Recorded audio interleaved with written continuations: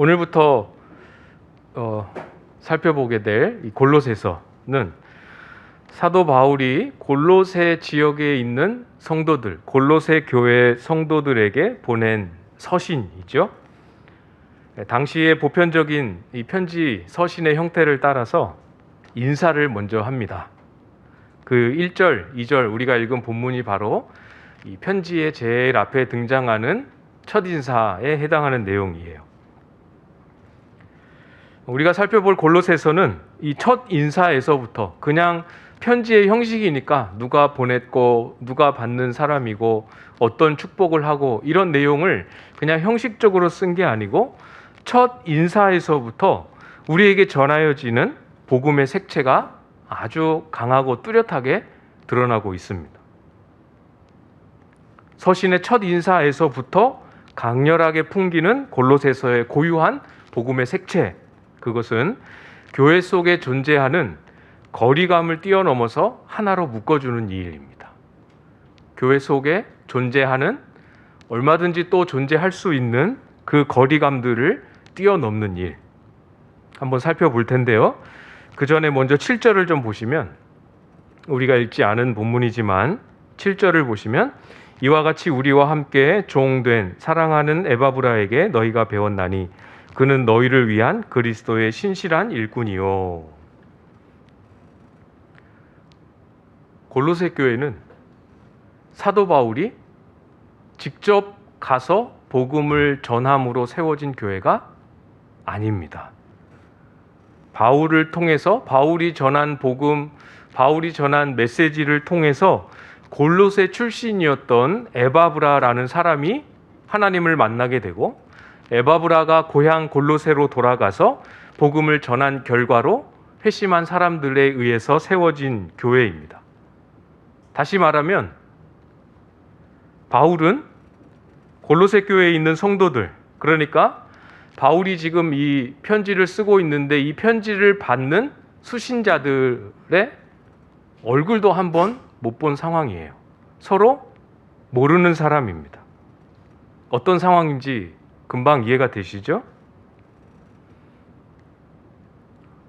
저라면 편지의 첫 인사에 제 마음이 막 들어갈 것 같아요. 얼굴을 서로 모르고, 그러니까 이 어색함과 낯설음과 계면적음과 이런 것들이 막 편지의 첫 인사부터 막 들어갈 것 같아요.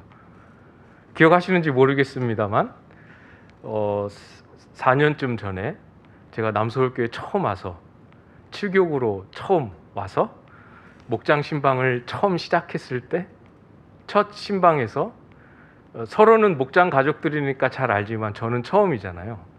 어찌할 바를 모르고 무엇을 이야기해야 될지, 이분들은 어떤 분인지 아무것도 모르는 상태에서 굉장히 당황해서 아유, 우리 집사님들 어색하시지요?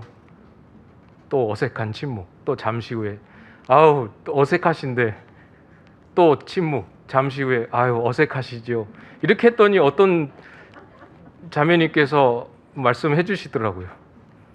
목사님 어색하지 않아요. 목사님이 어색하신가 봐요. 저라면 바울이 골로새 교회 성도들의 상황은 알고 있을지 모르지만 얼굴 한번 본 적 없고 목소리 한번 들은 적 없기 때문에 이 편지를 쓸 때 그런 마음들이 참 많이 묻어나지 않았을까 생각이 됩니다. 이해는 되죠. 그 어색함과 긴장감, 안 친한 것에서 오는 그 거리감에서 오는 어색함과 긴장감, 이해는 되지만 넘어서야 하고 복음은 우리를 넘어서도록 돕습니다. 그 내용이 오늘 본문에 드러나고 있는 거예요. 얼굴 한번 본 적 없는 그 낯설음, 소위 말해서 쉽게 표현하자면 남의 교회 성도들이잖아요. 그렇죠? 이 남의 교회 성도들이라는 이 거리감을 복음이 어떻게 뛰어넘도록 돕는지 그 내용을 같이 한번 살펴보려고 합니다.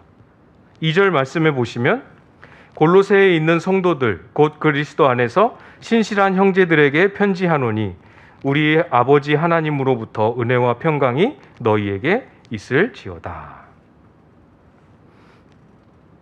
골로새에 있는 그리스도인들에게 뭐라고 호칭을 붙여서 부르고 있습니까?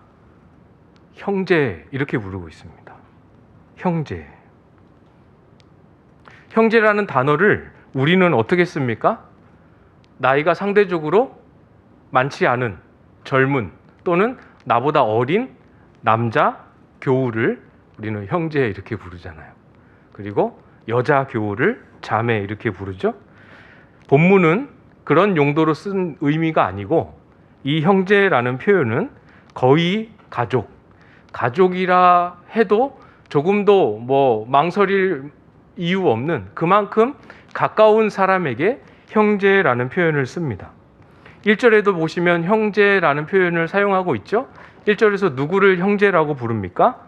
형제 디모데. 바울이 디모데와 어떤 관계에 있었는지 혹시 아십니까?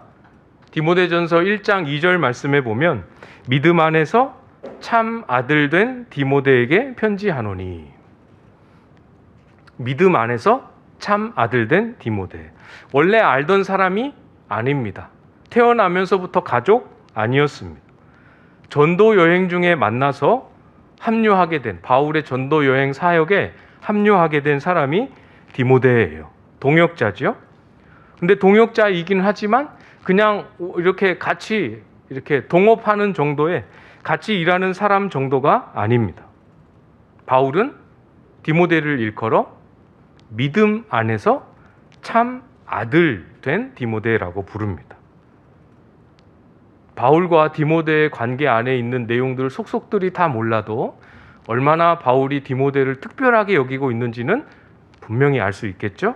그런데 그 디모데를 부르던 형제라는 말을 한 번도 본 적 없고 한 번도 만난 적 없는 골로새 교회 성도들을 향해서 사용하고 있는 거죠. 골로새 교회 성도들을 향해서 가족처럼, 거의 가족처럼 가깝게 여기고 있는 것입니다. 도대체 무엇일까요? 무엇이 한 번도 만난 적이 없고 목소리 한 번 들어본 적 없는 그 사람들을 그렇게 가족과 같은 애정과 열정과 관심과 사랑으로 묶어놓을 수 있었을까요? 무엇이 그렇게 만들었겠습니까? 그리스도 안에서의 신실함 때문입니다. 방금 읽었던 2절 골로새에 있는 성도들 곧 그리스도 안에서 신실한 형제들.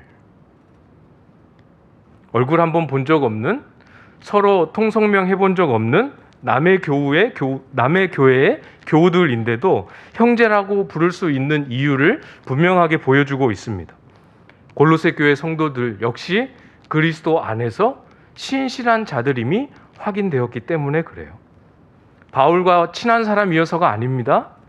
바울과 기질적으로 성향으로 잘 맞는 사람이어서도 아닙니다. 바울과 친인척 관계에 있는 사람이어서도 더더욱 아니죠. 교회 안에서, 여러분 목장 안에서 우리가 서로를 힘되는 한 소중하게 여기고 서로를 또 귀하게 여기고 정말 할 수 있는 한, 내 역량이 허락되는 한 목장에서 지체들을 가족과 같이 여기며 또 사랑하고 섬기고 함께 하려고 그렇게 애쓰고 목장 모임 이렇게 일구어 가고 계시잖아요. 그렇게 하시는 이유, 여러분에게는 어떤 이유 때문에 그렇게 하셨습니까?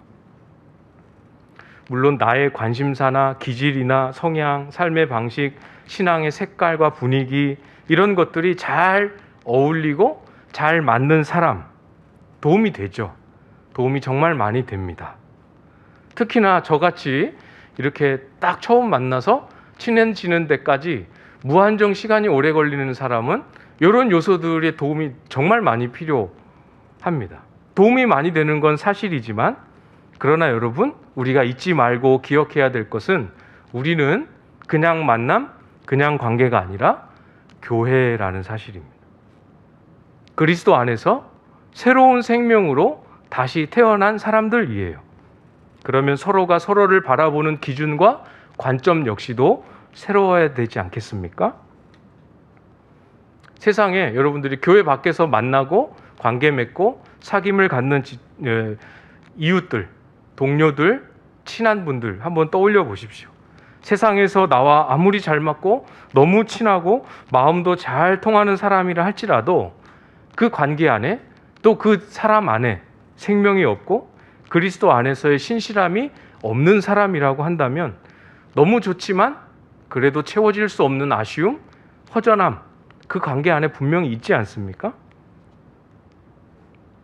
반대로 나하고는 너무 안 맞고 친하지도 않고 매력도 없고 대화도 잘 안 통하고 좋아하는 관심사도 다르고 어디 하나 이렇게 이야기를 풀어서 친해져 볼 수 있는 여지를 도무지 찾을 수 없는 그런 사람이라고 할지라도 그 사람 안에서 그리스도의 생명이 우리가 거듭 태어난 그리스도의 생명이 만들어낸 신실한 삶, 그리스도 안에서의 신실한 삶, 그리고 그것을 위한 고민과 씨름과 애씀과 몸부림 이런 것들을 그 지체에게서 발견하게 될 때 잘 모르는 사람, 잘 안 맞는 사람이라 할지라도 그 모든 한계와 거리감을 넘어서서 우리의 마음이 서서히 흘러가는 것이죠. 그런 거 경험해 보시지 않았습니까? 그것이 바로 그리스도의 생명이 만들어내는 교회만의 특별함입니다.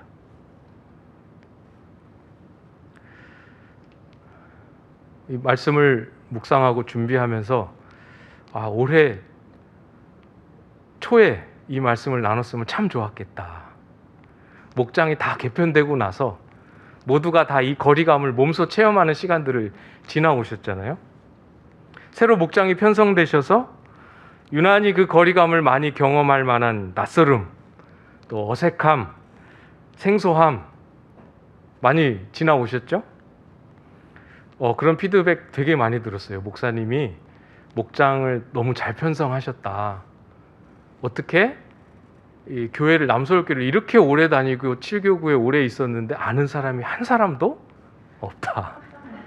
그런 이야기를 많이 들었습니다. 제가 일부러 나쁜 마음을 먹고 그렇게 한 건 아니지만 얼마나 힘드셨겠어요. 그죠? 만만치 않으셨죠? 근데 그렇게 어색한 사람들과 목장 안에서 이제 마음도 트고 속 이야기도 하고 해야 되는데 대면할 수 없고 줌으로 만나야 되는 더 힘드셨을 것 같습니다. 줌에 다 들어와서 너무 기쁘고 반가운데 잠시 인사 나누고 난 후에 어색한 침묵이 흐르고 목자님은 그걸 또 짐을 지고 그 빈 오디오를 채우느라 할 말 안 할 말 찾아서 하시느라 고생 참 많으셨을 것 같습니다. 목장이 새로 편성돼서 다 좋은 분들인 것 같은데 일정 기간 동안은 서로가 친해지는 일정 기간 동안은 아무리 생각해도 지난 3년 동안 해왔던 목장과 그 안에서 나누었던 친밀한 대화, 표현, 사귐 이런 것들을 조금도 맛볼 수 없어서 지난 목장과 이렇게 너무 비교가 되고 뭔가 잘 못하는 것 아닌가, 이 목장 뭔가 문제 있는 것 아닌가 이렇게 느끼면서 그 힘든 시간들을 보내오신 분들도 꽤 있으시리라 생각이 됩니다. 어쨌건 그렇게 한 학기가 흘렀습니다. 좀 가까워지셨나요? 목장 가족들과? 신방을 해보니까 새로 편성된 목장이라 하더라도 많이 친해지시고 가까워지신 것 같습니다. 서로 조금씩 알아가고 친해져가고 무엇보다 마음이 서로에게 이렇게 열리기 시작하고 할 때 우리의 마음이 열리게 하는 여러 가지 요소가 있을 수 있지만 그 중에 다른 지체가 보여주는 말씀을 묵상한 것을 나누는 그 나눔 속에서 자신의 삶을 이야기하는 문득 등장하는 표현들 속에서 이분에게도 이 자매에게도 이 집사님 권사님에게도 하나님 앞에 바로 서고자 하는 이 신실함의 몸부림이 있구나라는 것들을 발견하는 요소, 그 요소들 때문에 마음이 더 빨리 더 홀가분하게 열린 일 혹시 있지 않으셨는지 모르겠어요. 대부분의 목장이 새로 편성됐지만 그래도 익숙한 목장으로 이렇게 간 경우들도 없지 않아 있습니다. 우리가 기억 속에 되짚어 볼 때 참 은혜스러웠고 목장이 참 감격이 있었고 너무 좋았다 라고 떠올릴 수 있는 목장 모임, 그 순간을 한번 떠올려 보십시오. 그 안에 무엇이 있었는지, 참 좋았다라고 여길 때 그 안에, 그 목장 모임 안에 무엇이 있었는지 떠올려 보십시오. 함께하는 지체들의 신실한 모습, 그 신실함이 목장을 거듭해 갈수록 자라고 변화되어져 가는 모습, 열매 맺어 가는 모습, 그런 요소들이 목장 안에 있지 않았습니까? 물리적인 거리감, 정서적인 거리감을 넘어서서 우리가 하나 되어 가도록 우리의 마음을 이끌어서 연결시켜주고 마음과 마음이 맞닿도록 도와주는 것은 각자가 그리스도 안에서 행하는 신실함입니다. 그러니까 여러분이 내가 신실한 삶을 살기 위해 애쓰고 그 애씀과 수고와 몸부림을 목장 안에 나누는 것, 이것이 다른 사람들에게 격려와 마음을 열어줌과 목장을 하나 되게 하는 아주 귀중한 재료다라는 것이죠. 우리의 가정과 우리의 목장이 눈에 띄게 새로워짐을 경험할 수 있을 만큼 저와 여러분의 각자의 삶에 그리스도 안에서의 신실한 삶, 그리고 그 신실함의 큰 진보가 하나님 은혜 가운데 이루어질 수 있기를 축복합니다. 그리스도 안에서 신실함 조금 더 구체적으로 우리가 생각을 해봐야겠죠? 오늘 본문의 범위 안에서만 좀 묵상을 더 해보겠습니다. 오늘 본문이 골로새 교회 성도들을 향해서 뭐라고 부르고 있는지 조금 더 보면 금방 알 수 있습니다. 2절 앞부분에 있죠. 골로새에 있는 성도들. 이 성도라는 표현입니다. 성도가 무슨 뜻입니까? 거룩한 사람들이라는 뜻이죠. 물론 우리는 편의상 직분을 받지 않은 서리 집사 이상의 직분을 받지 않은 교인을 일컬어서 성도라고 부르고 있잖아요. 그렇지만 실제로 성경이 기록하고 말하고 있는 성도의 의미는 직분이 없는 교인을 성도의 의미로 성경은 말하고 있지 않습니다. 우리가 편의상 그렇게 쓰고 있을 뿐이지, 성도는 하나님의 택하심과 부르심을 입어 인침받은 거룩한 자라는 뜻입니다. 거룩한 사람. 여러분이 저를 이항주 성도님 이렇게 부르지 않잖아요. 그렇지만 저도 목사이기 이전에 똑같은 성도입니다.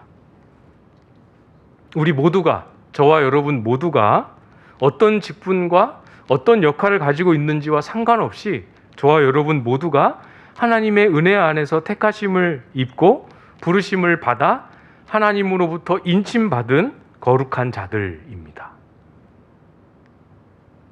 제가 질문 하나 드릴 테니까요. 마음속으로 한번 대답해 보시겠어요? 여러분은 거룩한 사람이십니까? 마음속으로 한번 대답해 보십시오. 거룩한 사람이십니까? 라는 질문입니다. 어떻게 대답을 마음속으로 하셨는지 되게 궁금한데. 대답하시기 어려우신 분들도 혹시 계시지 않을까 싶어요. 이유가 무엇이겠습니까? 방금 우리는 하나님의 은혜로 택함과 부름을 입고 하나님께로부터 인침받은 거룩한 사람들입니다 라고 말했음에도 불구하고 거룩한 사람 맞으십니까? 이렇게 물어봤을 때 선뜻 네 라고 대답하기 주저되거나 망설여지거나 네 라고 대답은 하지만 목소리가 작아질 것 같은 그런 마음이 드시는 분들 계시다면 그 이유가 무엇이겠습니까? 안 거룩하니까. 내가 나를 너무 잘 아는데 거룩하지 않으니까. 성도라 하고 거룩한 사람이다 라고 하니까 그런가 보다 하기는 하지만 사실 내 삶의 어디를 뒤져보아도 거룩한 자다라고 부를 만한 면을 찾기 너무 어려워서 조금 있는 것 같다 하더라도 믿을 수가 없을 만큼 금방 잃어버리고 금방 원래 성격, 원래 기질, 원래 못된 습성으로 금방 돌아가는 내 모습 때문에 선뜻 스스로를 하나님 앞에서 하나님이 명하신 거룩한 자입니다 라고 대답하기, 스스로를 거룩한 자라고 여기기 어렵다라고 생각하시는 분들 분명히 계실 겁니다. 잘 기억하셔야 됩니다. 꼭 기억해 주시기를 부탁을 드릴게요. 다음 주에 기억하시는지 못하시는지 제가 물어보진 않겠지만 꼭 기억하시기를 부탁드립니다. 거룩한 삶을 잘 살아서 성도가 되는 것이 아니고 성도가 되었기 때문에 거룩한 삶을 살게 되는 겁니다. 거룩한 삶을 잘 살아서 성도가 되는 게 아니고 성도가 되었기 때문에 거룩한 삶을 살게 되는 거예요. 이 차이를 아시겠습니까? 작은 차이 같지만 굉장히 큰 의미를 담고 있는 거죠. 고린도전서 6장 11절에 이렇게 말씀합니다. 너희 중에 이와 같은 자들이 있더니 주 예수 그리스도의 이름과 우리 하나님의 성령 안에서 씻음과 거룩함과 의롭다 하심을 받았느니라. 씻음과 거룩함과 의롭다 하심을 받았느니라. 우리가 예수 그리스도를 주로 고백하고 예수 그리스도를 영접하는 신앙의 고백 속에는 우리가 그리스도 안에서 씻음을 받았고 그리스도 안에서 거룩한 자가 되었고 그리스도 안에서 의롭다 하심을 받았다는 의미가 다 들어 있습니다. 다 들어 있습니다. 우리가 주로 강조하고 많이 들었던 표현들이 있을 수 있지만 이 세 가지가 다 들어 있습니다. 우리의 신앙 고백은 우리가 그리스도 안에서 거룩한 자가 되었다입니다. 되었다입니다. 잘 기억해 주셔야 돼요. 또 여쭤보겠습니다. 마음속으로만 대답하시면 됩니다. 똑같은 질문인데 다시 여쭤보는 거예요. 정말 우리의 마음이 그 말씀을 수납할 수 있는지. 여러분의 신앙 고백은 거룩한 자가 될 것이다입니까? 거룩한 자가 될지도 모른다입니까? 거룩한 자가 되었다입니까? 굉장히 중요한 부분입니다. 분명하게 답을 내리실 수 있어야 돼요. 기억해 주시기를 부탁드립니다. 저와 여러분을 향해 그리스도 안에서 성도로 거룩함을 입은 자라고 선포하시는 그 말씀을 어떤 일이 있어도 어떤 경험이 있어도 내가 예수 그리스도를 부인하지 않는 한 성경이 나를 향하여 성도다라고 선포하는 그 말씀을 어떤 일이 있어도 놓지 않아야 하는 신실함. 이것이 오늘 1절, 2절 범위 안에서 생각해 볼 수 있는 신실함의 중요한 내용이죠.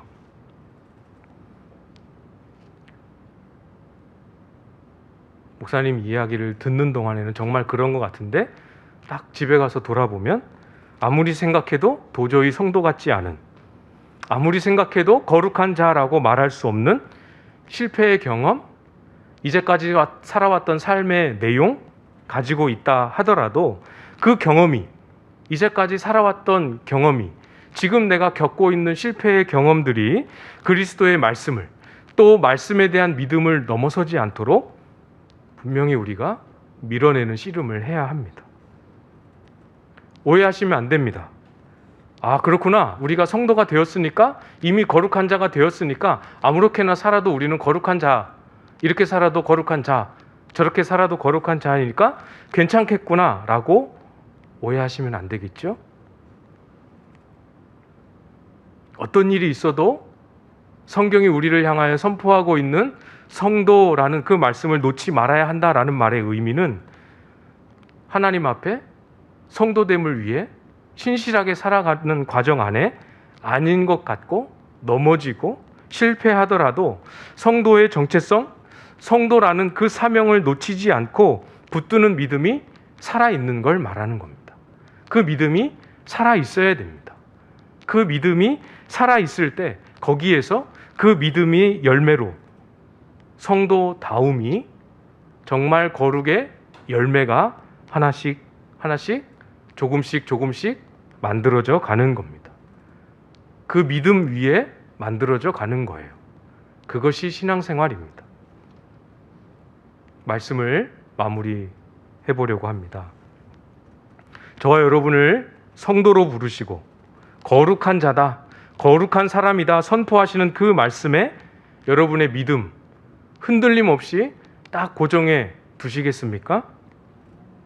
우리가 할 일은 그겁니다. 그거 정확하게 할 때 우리의 삶이 달라질 수 있습니다. 그 믿음 위에서 포기하지 않고 신실하게 그 믿음 위에 설 때 우리 아버지 하나님께로부터 오는 은혜가, 그리고 우리 아버지 하나님께로부터 오는 평강이 우리 안에 역사함으로 말미암아 정말로 진짜 성도답게 만들어가는 성도의 열매를, 거룩 열매를, 성도다움으로 변화되고 자라감을 보게 해 주시는 것이죠.